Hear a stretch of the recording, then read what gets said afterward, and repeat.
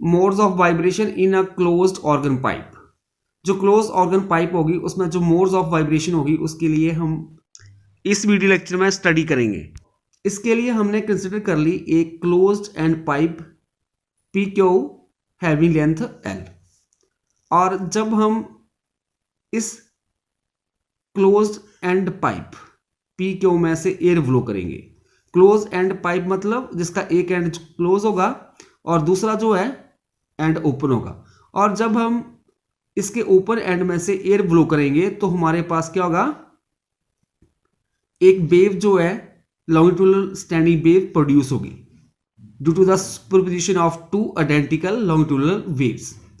जब यहाँ से एयर एंटर करेगी, जब हम यहाँ से एयर ब्लो करेंगे तो हमारे पास जो एक वेव फॉर्म होगी और यहाँ पे टकरा के दोबारा फिर वापस जो एयर जाएगी रिफ्लेक्टेड वेव बनेगी। सो जब ये इंसिडेंट वेव और रिफ्लेक्टेड वेव्स आपस में दोनों सुपर इम्पोज करेंगी तो हमारे पास लॉन्गिट्यूडनल स्टैंडिंग वेव फॉर्म होगी। और जब हम क्लोज एंड पाइप लेते हैं तो जो उसका क्लोज एंड होता है वहां पे जो पार्टिकल है उनका डिस्प्लेसमेंट मिनिमम होता है और जो ओपन एंड होता है यहाँ पे पार्टिकल का डिस्प्लेसमेंट मैक्सिमम होता है। मींस एम्पलीट्यूड यहाँ पे वेव का मैक्सिमम होगा और यहाँ पे मिनिमम होगा। और जहाँ पे एम्पलीट्यूड मिनिमम होगा वहाँ पे नोड बनेगी और जहाँ पे एम्पलीट्यूड मैक्सिमम होगा वहाँ पे एंटी नोड बनेगी। सो फर्स्ट हम देखते हैं first mode of vibration. First mode of vibration के केस में लेंथ आ जाएगी λ1/4, क्योंकि जो ये वेव है इसकी वेव लेंथ हम मान लेते हैं λ1। सो लेंथ आ जाएगी L = λ1/4। इसको रीअरेंज कर देंगे तो आ जाएगा λ1 = 4L। अभी जो frequency in this case first mode of vibration के केस में हम जानते हैं जो फ्रीक्वेंसी होती है it is equal to velocity upon wavelength. So यहाँ पे इन दिस केस हम फ्रीक्वेंसी मान लेते हैं ν1, वेलोसिटी जो है वेव की मान लेते हैं v है और वेवलेंथ हमने क्या लिया λ1।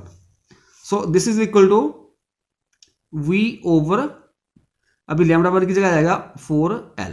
सो फ्रीक्वेंसी बन जाएगी in case of first mode of vibration ν1 = v over 4λ।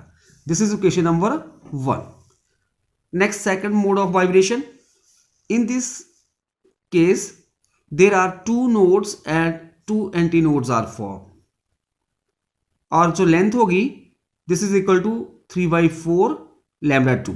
और जो यहाँ पे जो वेवलेंथ है इन this case second mode of vibration में वो λ2 ले लिया हमने। सो लेंथ आ जाएगी दिस इज इक्वल टू 3 λ2/4। अभी इसको थोड़ा रिअरेंज कर लेते हैं तो λ2 इज इक्वल टू 4L/3 हो जाएगा।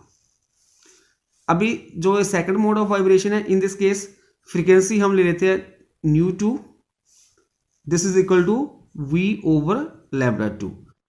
इसके बाद हम λ2 की वैल्यू भर देंगे। So this is equal to v over λ2 है 4L/3। अभी 3 ऊपर चला जाएगा, this is equal to 3v over 4L। अभी हमारे पास जो v ओवर 4L किसके बराबर है ν1 के बराबर। सो यहां पे हम वैल्यू भर देंगे। So this is equal to 3ν1। This implies जो फ्रीक्वेंसी होगी ν2 this is equal to thrice of ν1। मतलब जो सेकंड मोड ऑफ वाइब्रेशन है इन दैट केस जो फ्रीक्वेंसी होगी this is equal to 3 time of frequency of first mode of vibration. And this is question number 2। Next the third mode of vibration. In this case 3 nodes and 3 antinodes are formed and length is equal to 5/4 λ3 if the wavelength in this case is λ3। इस case में 3 node बनेंगी और 3 ही साथ में anti node और जो length होगी this is equal to 5/4 λ3। इसको हम रीअरेंज कर लेंगे λ3 is equal to 4L/5। Now अगर मान लेते हैं इन दिस केस जो फ्रीक्वेंसी ν3 आ रही है तो this is equal to v upon λ3। अब λ3 की वैल्यू यहां पे पुट कर देंगे तो हमारे पास आ जाएगा v over 4/5 L। So this is equal to 5v over 4L, और v ओवर 4L किसके बराबर है, ν1 के बराबर, तो 5ν1। सो फ्रीक्वेंसी आई in case of third mode of vibration it is equal to 5 time of frequency of first mode of vibration.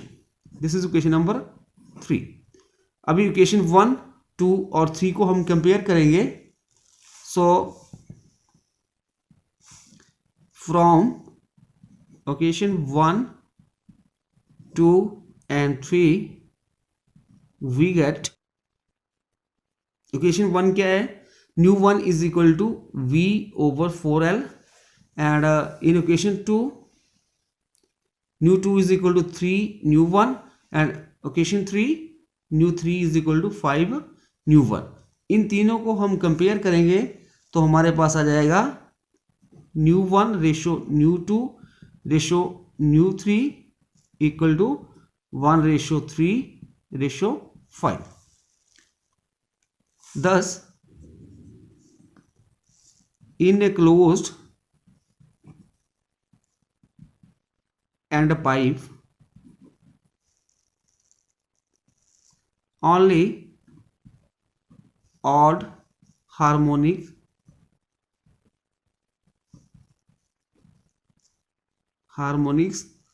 are present।